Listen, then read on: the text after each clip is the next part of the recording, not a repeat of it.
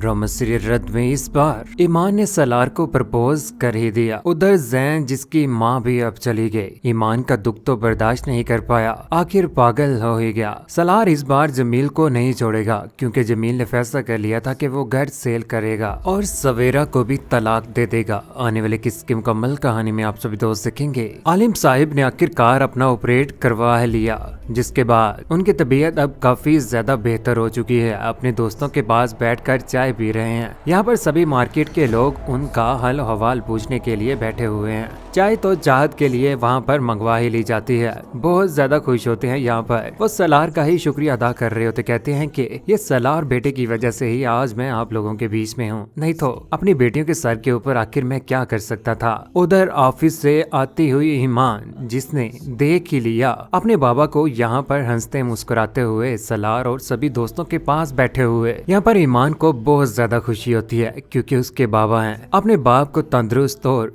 खुश देखकर उसके चेहरे के ऊपर भी स्माइल आ ही जाती है और अल्लाह का शुक्र अदा कर देती है। कहती है कि शुक्र है बाबा, आपके चेहरे के ऊपर मुस्कुराहट तो आई, मैं फिर से आपकी मुस्कुराहट की वजह बनना चाहती हूँ। क्योंकि इस बार ईमान ने ठान ली है कि वो सलार को प्रपोज कर देगी, क्योंकि आलिम साहिब मोहब्बत किसी के साथ करते हैं तो वो सलार ही है। बेटों की तरह से उसके साथ रहते हैं और सलार भी वाकई आलिम साहिब को पराया समझता ही नहीं है। यहाँ पर ईमान की तरफ सलार की नजर पड़ जाती है और स्माइल करता है। उधर अपने बाबा की आखिरकार स्टोर के ऊपर पहुंच जाती है ईमान और पीछे पीछे यहाँ पर सलार भी। सलार हंसता है ईमान की तरफ देखकर और ईमान भी उसकी तरफ मुस्कुरा देती, कहती है कि आपका बहुत बहुत शुक्रिया, आपने मेरे बाबा को ठीक कर दिया। आज उनको मुस्कुराता हुआ देखकर मुझे बहुत ज्यादा खुशी हुई है। नहीं ईमान जी, ये मेरा फर्ज है, वो हमारे बड़े हैं, उनकी मैं इज्जत करता हूँ हमेशा की तरह से। दूसरी जानिब आलिम साहिब को लेकर दोबारा से सलार हॉस्पिटल में पहुंच जाता है, जहाँ पर वो जैसे ही उनका हाथ पकड़कर रोड के ऊपर से गुजर रहा होता है कि पास से गुजरती हुई गाड़ी जिसमें लईक साहिब बैठे होते हैं शीशा नीचे करते हैं। यहाँ पर देख कर हक्के बक्के रह जाते हैं कि सलार ये क्या कर रहा है, इतने बड़े खानदान का बच्चा।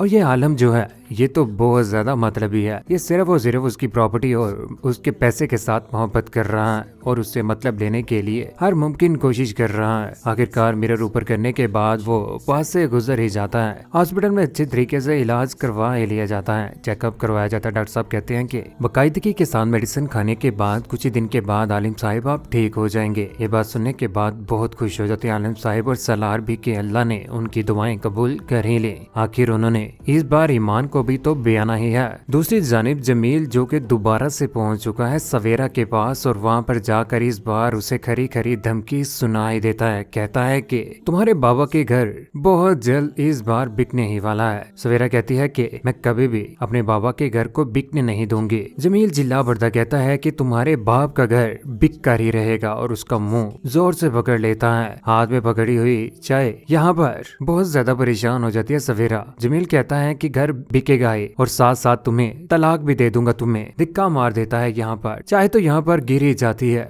जमील यहाँ से चला जाता है, जिसके बाद सवेरा परेशान हो जाती है। सवेरा तो इस बार सोच रखा है कि वो कभी भी घर नहीं बिकने देगी। अगर जमील को छोड़ना पड़ा ना, इन बच्चों समेत छोड़ ही दूंगी, मैं कभी भी जमील के साथ अब नहीं रहूंगी। उधर घर में आलिम साहिब आंखों में आंसू लिए हुए अपने बच्चों की तस्वीर पकड़कर रो रहे हैं कि बचपन में तो सुकून ही था, जब से बच्चे बड़े हो चुके हैं परेशानियां भी बहुत ज्यादा बढ़ चुकी हैं। अकेला उन परेशानियों को कैसे हैंडल करूंगा और अपनी बेटी ईमान का भी क्या करूंगा। अगर मुझे कुछ भी हो जाता है तो उसके बाद तो वो जलीलो रुस्वा होकर रह जाएगी। आंखों में आंसू आ जाते हैं। यहाँ पर पीछे से ईमान भी अपने बाबा को देख रही होती है। अपने बाबा को परेशान देखकर आखिर ईमान कैसे खुश रह सकती है। आंखों में आंसू लिए हुए रो रही है खड़ी होकर और अपने बाबा को ही तकती जा रही है। अपने बाबा की ये परेशानी इस बार ईमान हल करने ही वाली है, क्योंकि ईमान ने इस बार फैसला कर लिया है कि वो सलार को प्रपोज कर देगी। सलार के साथ मुलाकात करने के लिए आखिर टाइम सेट हो ही जाता है। कहती है कि मुझे आपसे मिलना है। जैसे उन दोनों की मुलाकात होती है तो यहाँ पर ईमान बोल पड़ते, कहती है कि बाबा बहुत ज्यादा परेशान है मुझे लेकर। बाबा मेरा घर किसी अच्छे इंसान के साथ बसाना चाहते थे। इस वक्त उनकी नजरों में आपसे बेहतर कोई भी नहीं है, शादी करेंगे क्या मुझसे।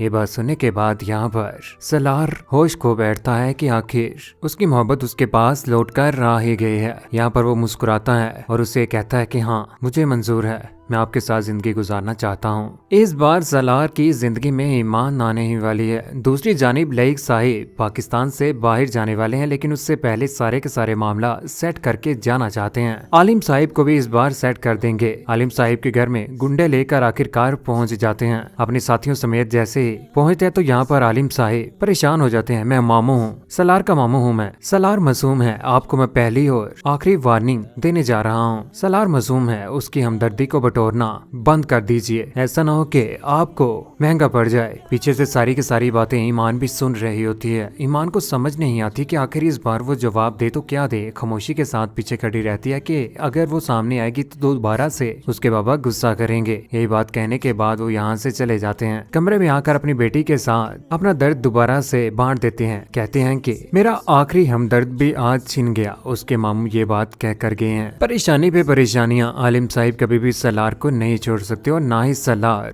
लईक साहिब के पाकिस्तान से बाहर चले जाने के बाद वो सलार के बारे में शाला को कॉल कर देते। कहते हैं कि अगर इस माह के आखिर में वो शादी की तारीख रख देते हैं तो ठीक है, वरना उनसे कह देना कि मैं इसकी शादी अपनी मर्जी के साथ कहीं और करूंगा। अपनी बीवी के पास लईक साहिब दोबारा से पहुंच चुके हैं, लेकिन उन्हें इस बात का अंदाजा नहीं था कि जब वो पाकिस्तान वापस आएंगे तो सलार ईमान के साथ जुड़ चुका होगा। आखिरकार इस बार सारी की सारी मालूमात आलिम साहिब भी फैमिली को जानने की कोशिश करेंगे, लेकिन घर में आकर जब उन्हें पता चलेगा इतना बड़ा घर देखने के बाद वो परेशान हो जाएंगे कि मैं सलार की फैमिली को कुछ समझा नहीं हूँ। सलार इतने बड़े खानदान से ताल्लुक रखता है, लेकिन छोटी सी दुकान के ऊपर काम कर रहा है। मुझे समझ नहीं आ रही कि इसका खानदान कैसा है। सलार सारी की सारी बातें ईमान को भी बता देता। कहता है कि मेरी जिंदगी में मेरे घर में बहुत सारे लोग हैं, लेकिन कोई भी मेरा साथ देने के लिए नहीं है। मेरे साथ कोई भी हमदर्दी नहीं करता। माँ के चले जाने के बाद तो सुतेली माँ ने समझा ही नहीं अपना बेटा। फैक्ट्री कामरान भाई संभालते हैं। दूसरी जानिब जैन जो पागलों वाली हरकतें करना शुरू हो चुका है। उसे समझ नहीं आ रही कि वो क्या करे। म्यूजिक सुन रहा है, तस्वीर देख रहा है ईमान की।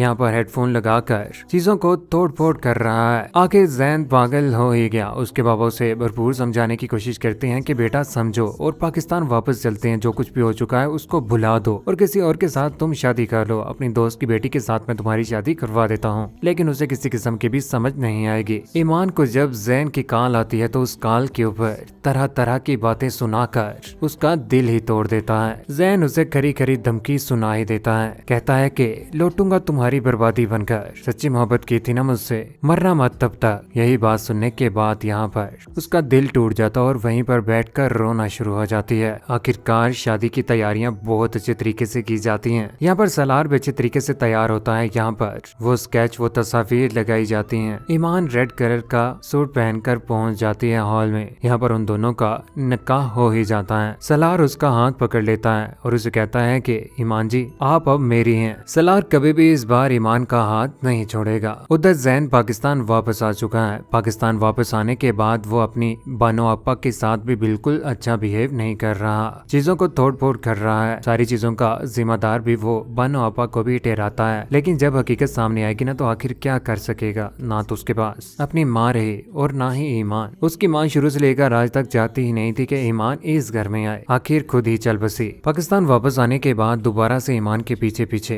रात को सोया हुआ उसे पाता है तो उसके पास पहुंच जाता है। यहाँ पर जाकर उसे कहता है कि बस इतना ही इंतजार कर सकी तुम मेरा। लाओ मेरी मोहब्बत मुझे वापस कर दो। यहाँ से चले जाओ, मेरी शादी हो चुकी है। वो उसके साथ जबरदस्ती भी करने की कोशिश करता है। यहाँ पर ईमान कहती है कि जैन तुम्हें क्या हो चुका है। जैन तुमने तो मुझे मोहब्बत करना सिखाए थे, लेकिन तुम्हें क्या हो गया। अपना ख्याल रखो। लेकिन आने वाले वक्त में जब हाथ पकड़कर पहुंच ही जाएगा ईमान को लेकर अपने घर में, तो यहाँ पर जाकर बताएगा कि मैंने ईमान के साथ निकाह कर लिया है। तो उसके घर वाले भी बहुत ज्यादा परेशान होंगे। लईक साहिब जब पाकिस्तान घर वापस आएंगे तो यहाँ पर आकर सलार के जोरदार थप्पड़ मार देंगे और कहेंगे कि तुम्हारी इतनी जरूरत कि तुम अपनी मनमर्जी करो। भाई साहिब ऐसे ना करें। लेकिन लईक साहिब को भी बहुत ज्यादा गुस्सा होता है। आने वाले वक्त में सलार जमील का भी बहुत बुरा अंजाम करने वाला है, क्योंकि जमील जिस तरह से आलिम साहिब की प्रॉपर्टी और आलिम साहिब का दुश्मन बना बैठा हुआ है, वो ये सब कुछ ही डिजर्व करता था। आने वाले वक्त में अपनी माँ का भी बदला लेगा सभी लोगों से, क्योंकि जो कुछ भी किया था कामरान की माँ और कामरान के अब्बा ने ही किया था। मोहब्बत होने के बाद उन्होंने सलार की माँ को मार दिया था। किस किस को इस बात की खुशी है कि सलार को इस बार ईमान मिल ही गई और जैन के साथ जो कुछ भी हुआ और उसकी माँ भी आज चल बसी। कहते हैं बुराई का अंजाम बुरा ही होता है। आप सभी दोस्तों की क्या राय है नीचे कमेंट सेक्शन में अपनी मोहब्बत भरी राय का एहसास जरूर कीजिएगा। चैनल को सब्सक्राइब करने के बाद बेल का बटन जरूर दबाएगा। अपना ख्याल रखिएगा, दुआ में याद रखिएगा। अल्लाह हाफिज।